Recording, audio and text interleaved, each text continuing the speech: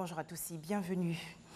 Les chrétiens du monde entier ont commémoré hier la Pâque, la résurrection du Christ. C'est la fête la plus importante du christianisme. Au Vatican, le pape François, entouré de milliers de fidèles catholiques, a célébré la messe sur la place Saint-Pierre.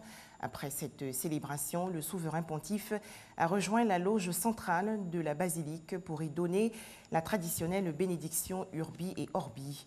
Le pape François a demandé paix, lumière et réconfort pour tout le monde et tout particulièrement pour les pays en guerre. La Pâque 2019 a également été célébrée avec ferveur en Côte d'Ivoire. À noter que la région du Lodjiboire dans le centre-ouest et celle du Cavali dans l'ouest du pays ont reçu la visite du ministre de l'Équipement et de l'Entretien routier. Amédée Kouakou, parrain de la Pâque 2019 dans ces deux régions, a encouragé les populations, au nom du chef de l'État Alassane Ouattara, à cultiver la cohésion et la paix. Autre actualité nationale, des véhicules et autres motocycles remis récemment à l'Institut national de la statistique. C'est un don de l'État ivoirien. Objectif, favoriser le déplacement dans tout le pays des agents recenseurs dans le cadre du recensement général de la population et de l'habitat 2019. Les explications de Jean-Jacques Kouaméala.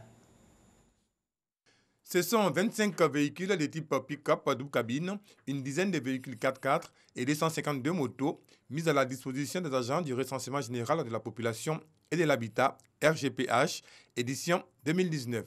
C'est la ministre du Plan et du Développement, Nialé Kaba, qui a remis officiellement les clés de ces équipements au coordonnateur de l'opération. Je voudrais demander, au nom du Premier ministre, qui est président du comité de pilotage de cette opération, à tous les agents de prendre soin et de faire bon usage de ce matériel que nous mettons à leur disposition. C'est un élément que nous venons de voir qui est rassurant pour la population, mais également qui devrait engager chacune et chacun à accompagner cette opération pour sa réussite. Les représentants des structures impliquées ont exprimé leur satisfaction face à cet engagement du gouvernement à mener à bien ce projet. Nous voulons remercier tout le gouvernement ivoirien pour cet apport important sur le recensement de la population de Côte d'Ivoire que nous avions démarré. C'est un élément important qui va permettre à tous nos agents d'avoir une mobilité très forte sur le terrain et nous permettre d'exécuter le recensement dans de très bonnes conditions. Cette étape que nous arrivons aujourd'hui nous rassure que le recensement va se dérouler dans le temps qui a été prévu dans la feuille de route. Donc, comme agence d'accompagnement technique, on peut que féliciter Madame le ministre du Plan de développement qui représente le gouvernement dans toute cette opération. Cette opération de recensement général de la population et de l'habitat RGPH va coûter 19,6 milliards de francs CFA. L'opération a démarré en novembre dernier et mobilise 40 000 agents d'exécution. Le projet, au mois d'avril, est à l'étape d'évaluation de la qualité du dénombrement et des données collectées. Les résultats du RGPH sont attendus fin décembre 2019. Les préparatifs du Salon international du tourisme d'Abidjan 2019 vont bon train. Cet événement va se tenir du 27 avril au 1er mai prochain. Plus de 300 exposants issus d'une vingtaine de pays sont attendus.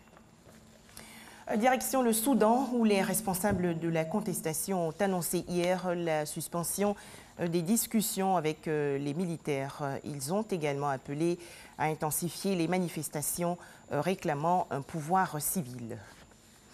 Après les attentats au Sri Lanka contre des hôtels de luxe et des églises, 24 suspects ont été interpellés. Le pays a connu hier un dimanche sanglant de 190 morts et 500 blessés.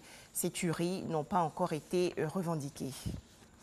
Enfin, un nouveau président pour l'Ukraine, Volodymyr Zelensky, ancien acteur et humoriste, a été élu hier largement avec 73% des suffrages.